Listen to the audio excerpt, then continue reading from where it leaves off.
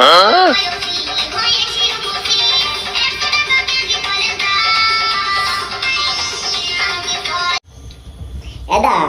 দাদা হ্যাঁ বেড়া বল।